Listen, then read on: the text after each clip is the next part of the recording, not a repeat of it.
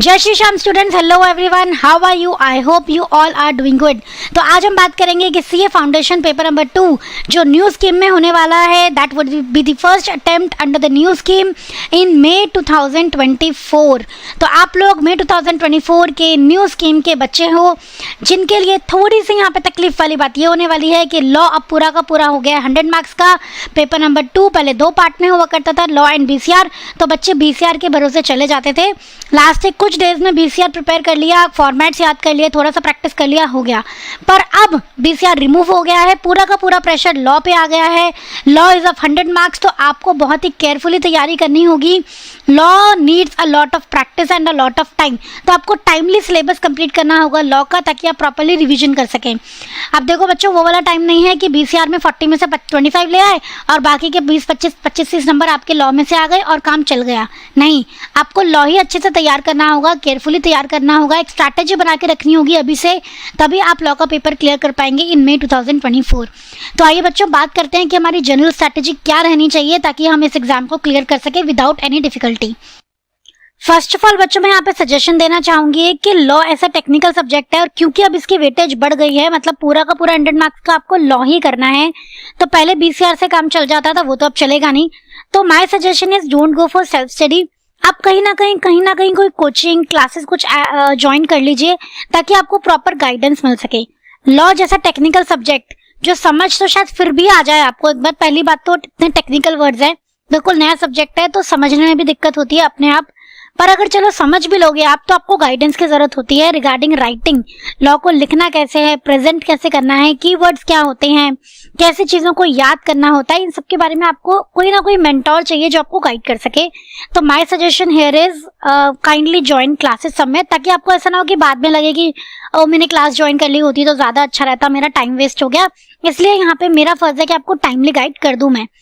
दूसरी चीज, आप ध्यान रखेंगे कि आपका सिलेबस एटलीस्ट 3 to 4 मंथ्स पहले खत्म हो जाए।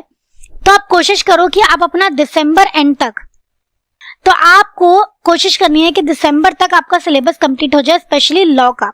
ठीक है, एक तो लॉ पिक कर लीजिए और साथ में कोई और एक और सब्जेक्ट पिक कर लीजिए and try to complete it by December end. अब ऐसा क्यों कह रहे हो मैम? ऐसा इसलिए कह रही हूँ ताकि आप लॉ को मल्टीपल टाइम रिवाइज कर सकें। बिल्कुल नया सब्जेक्ट है, it needs a lot of revision and lot of practice. तो दिसंबर तक आपको टारगेट रखना है कि आपका सिलेबस अपना कंप्लीट हो जाए।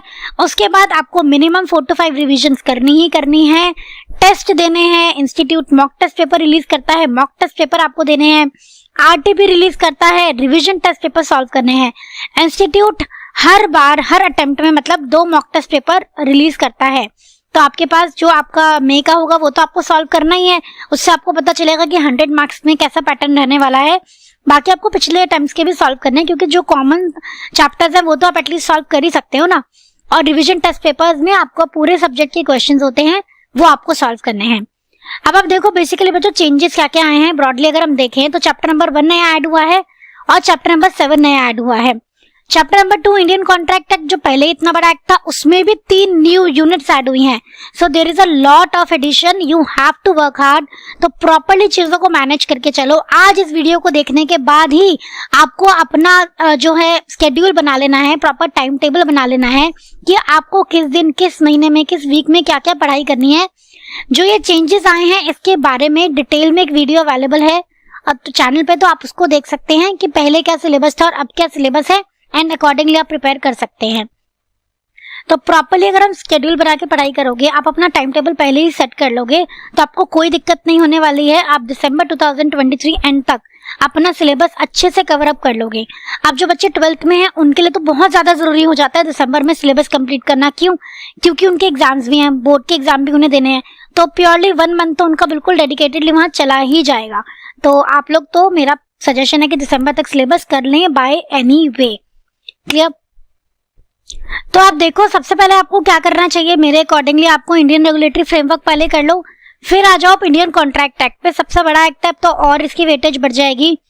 Then you can move on to sale of goods act, और एलएलपी को आप लास्ट के लिए छोड़ देंगे, सबसे कम वेटेज जहां तक इसकी होने वाली है। हालांकि इंस्टीट्यूट ने अभी डिस्क्लोज नहीं किया है, स्टिल आप इसको लास्ट के लिए लीव कर देंगे। And then you can go, बाकी आप सीरियल वाइज कर लीजिए। Partnership act, then companies act, then negotiable instrument act. Negotiable instrument act is the new edition, तो बहुत ध्यान से इसको आपको करना होगा। अच्छे क्वेश्चन इसमें से आने के चांसेस हैं। तो आई होप आप इन सब चीज़ों को ध्यान में रखेंगे और अकॉर्डिंगली अपनी प्रिपरेशन करेंगे, ताकि एक तो टाइमली आपका सिलेबस हो जाए और दूसरा आप प्रॉपरली प्रैक्टिस कर पाए चीज़ों को, रिवाइज कर पाए चीज़ों को, राइट। तो आप लोग ना एक काम करो, आप लोग मुझे कमेंट में बताओ कि आपको और कौन कौन सी ऐसी वीडियोस चाहिए जो आपको मई 2024 की प्रिपरेशन में हेल्प करेंगी, तो हम आपके लिए वही वीडियोस लेके आएंगे। एंड इसके लिए आपको क्या करना है, वीडियो को लाइक करना है, फ्रेंड्स के साथ शेयर करना है, एंड चैनल पे अगर नए हैं तो चैनल को सब्सक्राइब कर लीजिए, ताकि जब हम आपके लिए वीडियोस लेके आए तो उसकी नोटिफिकेशन आप तक पहुंच जाए। ओके बच्चे, तो चलिए आज का सेशन हम यहीं एंड करते हैं। आई होप आपकी सारी बातों को नोट डाउन कर लेंगे और अपनी पढ़ाई करते वक्त इन सब चीज़ों को ध्यान रखेंगे, ताकि आप अपना मई 2024 which is the first attempt under the new scheme उसे सक्सेसफुली क्लियर कर पाएं। थैंक यू सो मच बच्चों, जय श्री श्याम।